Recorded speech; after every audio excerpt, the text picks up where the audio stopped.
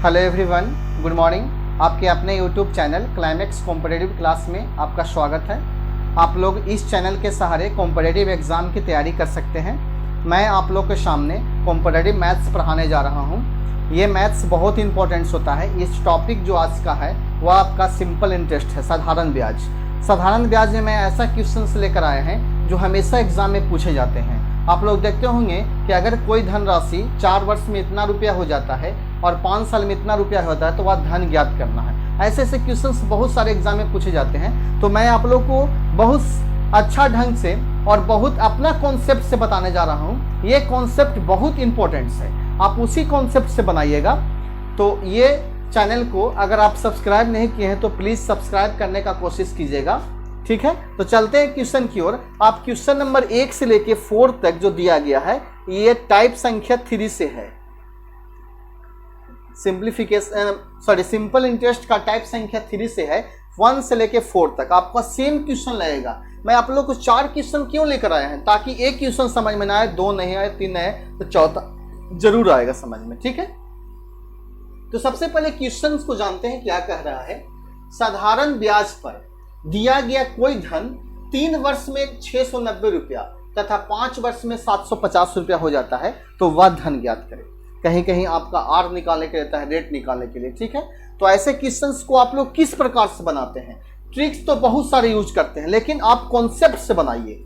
Trick तो सब maths में अलग अलग ट्रिक्स आप कितना पढ़िएगा, लेकिन कॉन्सेप्ट को जानिए क्या कह रहा है। यानी कहने का मतलब क्या है कि 5 साल में मेरा धन 750 रुपया हो जाता है और 3 साल में वही धन 690 रुपया हो जाता है। यानी आप यहां लिख सकते हैं 5 साल में मेरा धन 750 रुपया और 3 साल में वही धन 690 रुपया, ठीक है। तो अगर आप पे यहां जो आपका 690 और 750 रुपया दिया गया है, ये आपका मिश्र धन दिया गया है। इतना रुपया हो जाता है यानी मिश्र धन है। मेरा धन और आपका ब्याज, मेरा ब्याज यानी दोनों मिला के मिश्र धन है। तो अगर यहाँ का डिफरेंस निकालते हैं सबसे पहले, तो 5 में से 3 का डिफरेंस आपका 2 वर्ष का होगा। अब इधर डिफरेंस निकालेगा तो 0 में से 0 जाएगा 0 और 15 में से 9 जाएगा तो 9 6 15 यानी 60 रुपया का डिफरेंस होगा। 750 और 690 में आपका 60 का डिफरेंस है। तो आप यहाँ से 1 वर्ष का निकाल लीजिएगा तो 1 वर्ष का आपका 30 रुपया आ जाएगा। ये 30 जो आया आपका ब्याज आया। क्या आया? ब्याज, सिंपल इंटरेस्ट आया 1 साल का। तो यहाँ तक आपको करना ही करना पड़ेगा। 1 साल का आप निकाल लीजिएगा। अब आपको जो आसान लगे, 5 साल का निकालने में आसान लग रहा है या 3 साल का लग रहा है, तो सबसे छोटा आपका 3 साल है तो 3 साल को निकालने में आसान लगेगा। 1 साल का 30 रुपया तो 3 वर्ष का कितना हो जाएगा? तो 30 तिहाई के 90 रुपया होगा, ठीक है। तो अगर हम आपसे पूछेंगे कि मूलधन का फॉर्मूला क्या होता है तो आप बताइएगा सर मिश्रधन माइनस ब्याज। अगर मिश्रधन में से ब्याज को घटा देते हैं तो मेरा मूलधन क्लियर हो जाता है। तो 3 साल का मिश्रधन मेरा 90 रुपया है और 3 साल का मिश्रधन मेरा 690 रुपया है और 3 साल का ब्याज मेरा 90 रुपया है। दोनों का डिफरेंस आपका होगा 600 रुपया। तो आपका आंसर कितना होगा?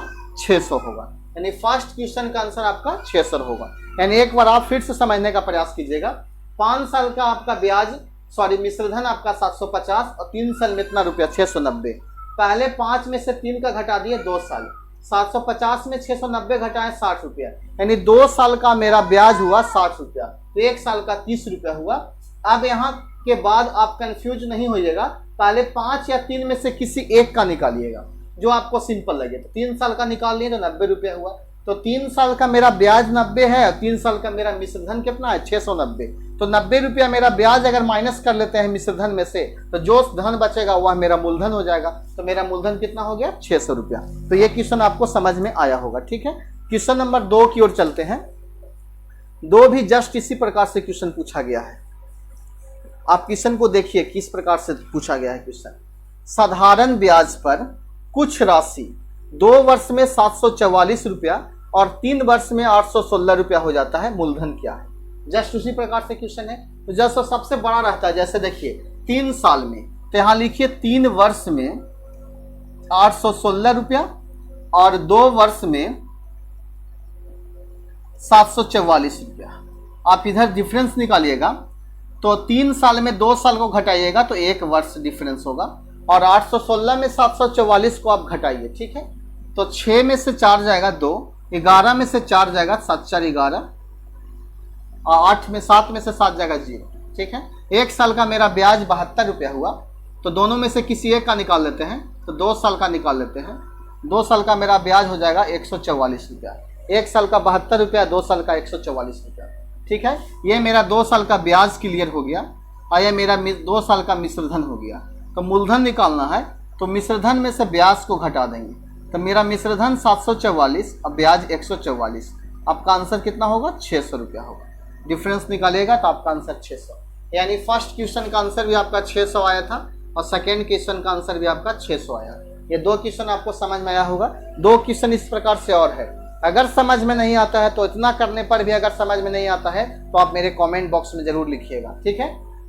इससे अच्छे ढंग से बताने का प्रयास करेंगे और ट्रिक से बताएंगे। ये मेथड समझ में नहीं आएगा तो इसका ट्रिक भी होता है, बहुत आसान ट्रिक होता है, लेकिन आपको रटना पड़ेगा थोड़ा। तीसरा क्वेश्चन है, कोई धन एसआई की एक निश्चित दर पर 3 वर्ष में 815 रुपया और 4 वर्ष में 854 रुपया। 4 वर्ष में कितना रुपया हो जाता है? 854 रुपया हो जाता है, और 3 साल में 815 रुपया हो जाता है। 3 वर्ष में आपका 815 रुपया हो जाता है। अब क्या कीजिएगा, पहले 4 और 3 का डिफरेंस निकालिएगा, तो 1 साल का डिफरेंस है, 1 वर्ष का। अब इधर 4 में से 5 जाएगा तो आपका 9 बचेगा, 14 में से 5 जाएगा 9, यहाँ आपका 4 बच जाएगा, 4 में से 1 जाएगा तो आपका 3 बचेगा। 39 रुपया का डिफरेंस है, ठीक है। तो आप यहाँ 1 साल का 39 रुपया, तो 3 साल का कितना होगा? गुना कर दीजिए, 9 तिया 27, 9 तिया 27, बैलेंस 2, और 3 तिया 9 और 2 11, 117 रुपया आपका होगा, ठीक है। तो 3 साल का मेरा क्या निकला? मिश्रधन 117 रुपया, मेरा ब्याज कितना हो गया? 117। मिश्रधन 815 और ब्याज मेरा 117। तो मूलधन निकालेंगे तो मिश्रधन में से अपना ब्याज को घटा लेंगे, तो मेरा अपना पैसा निकल जाएगा। इस टाइप से आप इसका आंसर क्लियर कर सकते हैं, ठीक है। तो क्वेश्चन नंबर 4 देखिए, कहता है कौन सी धनराशि 5 वर्ष में 520 रुपया हो जाता है? 5 वर्ष में कितना हो जाता है? 520 रुपया। 5 वर्ष में 520 रुपया और 7 वर्ष में 568 रुपया। तो सबसे पहले बड़ा लिखिएगा, तो 7 वर्ष में आपका 568 रुपया हो जाता है और 5 वर्ष में आपका 520 रुपया हो जाता है। आप इसका डिफरेंस निकालिएगा, जब भी निकालिए आप डिफरेंस, आपको समझ में आ गया होगा। 7 में से 5 का डिफरेंस 2 वर्ष का होगा, और इधर डिफरेंस 8 में से 0 जाएगा तो 8, 6 में से 2 जाएगा 4, 48 रुपया का। तो 1 साल का आप निकालिएगा तो 24 दूनी 48। तो इसी प्रकार से 5 वर्ष का निकाल लीजिएगा, तो 5 चौके 20 और 5 दूनी 10 और 2 12, यानी 120 रुपया मेरा क्या हुआ? ब्याज हुआ। तो मेरा मूलधन निकालना है, तो मिश्रधन में से ब्याज को घटा देंगे। तो मिश्रधन मेरा 520 है, उसमें से 120 घटा दीजिए, तो आपका आंसर 400 रुपया प्राप्त होगा। कितना होगा? 400 रुपया। इस प्रकार से क्वेश्चन नंबर 1 से लेकर 4 तक आपको सॉल्यूशन करने में कोई परेशानी नहीं हुई, ठीक है। तो टाइप संख्या 3 से आपको कोई परेशानी नहीं है।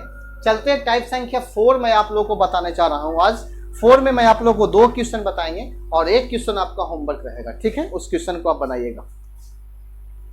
चलते हैं टाइप संख्या 4 में। यह आपका क्वेश्चन क्लियर हो गया। अगर ये वीडियो आप लोग को अच्छा लगता है तो प्लीज आप इस वीडियो को लाइक जरूर कीजिएगा।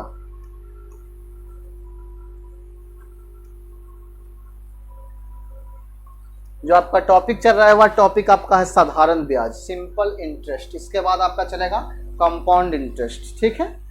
तो चलते हैं क्वेश्चन टाइप संख्या 4 का फर्स्ट क्वेश्चन। कह रहा है एक व्यक्ति,